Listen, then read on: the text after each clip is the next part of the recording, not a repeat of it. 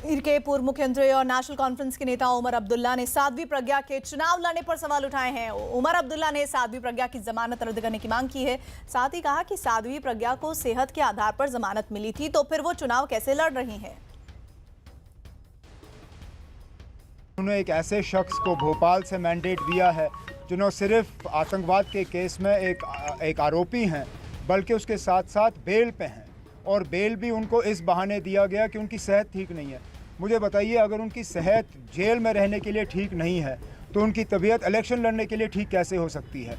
मैं उम्मीद करूंगा कि जल्द से जल्द जो है, जिस अदालत से उनको ये बेल दी गई है उस अदालत से ये बेल कैंसिल हो जाए। महाराष्ट्र के सोलापुर से कांग्रेस उम्मीदवार सुशील कुमार शिंदे ने भी भोपाल से साध्वी प्रज्ञा को टिकट दिए जाने पर हमला बोला है। शिंदे ने आरोप लगाया कि बीजेपी साध्वी को संसद पहुंचाना चाहती है ताकि वो ही देश चलाएं। भोपाल में भी एक साध्वी प्रज्ञा जी हैं, वो दिग्विजय सिंह के खिलाफ खड़ी हो रही हैं। निश्चित तौर पर कहीं ना कहीं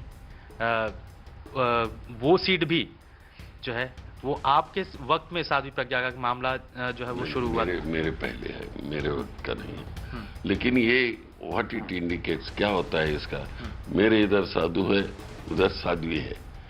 वहाँ भी भारत का पार्लियामेंट साधु और साध्वी का बन जाए और हम लोग सब पॉलिटिशियंस घर में बैठे साधु और साध्वी को देखते ये लोग काम करते रहे पार्लियामेंट में, बस। तो इसका मतलब क्या है। ऐसे में दिग्विजय सिंह के कई ट्वीट आए हैं। महाकाल मंदिर में दर्शन करने आई हैं दीदी, उनसे ही जानते हैं कि क्या कहना है उनके बारे में। दीदी, दिग्विजय सिंह का जिस तरह से ट्वीट आया है, क्या कहना है। मेरा उस ट्वीट के बारे में कुछ भी नहीं कहना है। मेरे अपने जीवन का एक उद्देश्य है और मेरी विचारधारा के समकक्ष पार्टी से मैं चुनाव लड़ रही हूँ और युद्ध क्षेत्र है, रण क्षेत्र है। इसमें सत्य की विजय होगी, धर्म की विजय होगी। और जो सिर्फ नाटक करते हैं, महिलाओं की रक्षा की बात करते हैं, महिलाओं के सम्मान की बात करते हैं, धर्म की बात जो कर रहा है वो आतंक, उसने ही भगवा को आतंक कहा है और हिंदुत्व को आतंकवादी कहा है। इस तरह से जो ये इनका नाटक है वो ज़्यादा दिन तक नहीं टिकेगा और कालनेमी को निश्चित रूप से हनुमान जी दंड देने वाले हैं। दीदी, दिग्विजय सिंह जी कह रहे हैं कि आप उनके लिए कोई बहुत बड़ी चुनौती है, आप क्या कह रहे हैं। मेरे लिए कोई चुनौती नहीं है। दिग्विजय सिंह नहीं, कोई चुनौती नहीं है। भोपाल सीट के बारे में क्या कह रहे हैं। भोपाल सीट बहुत ही अच्छी सीट है। वहाँ 15 वर्षों तक 3 शासनकाल जो माननीय शिवराज जी ने किया है, वहाँ पर उन्होंने जो विकास कार्य किए हैं और वो सब दिखता है। लेकिन बहुत सारे कार्य ऐसे जो समाज कल्याण के, महिलाओं के लिए, लड़कियों के लिए जो उन्होंने कार्य किए, इन्होंने आकर के वो सबको बंद किया है और 3 महीने में, 4 महीने में जनता त्रस्त हो चुकी है उनसे।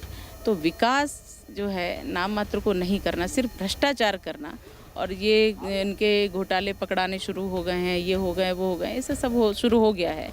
कुल मिला के आज पहला दिवस है। मैं महाकाल महाराज का आशीर्वाद लेकर के आई हूँ और आनंद में हूँ।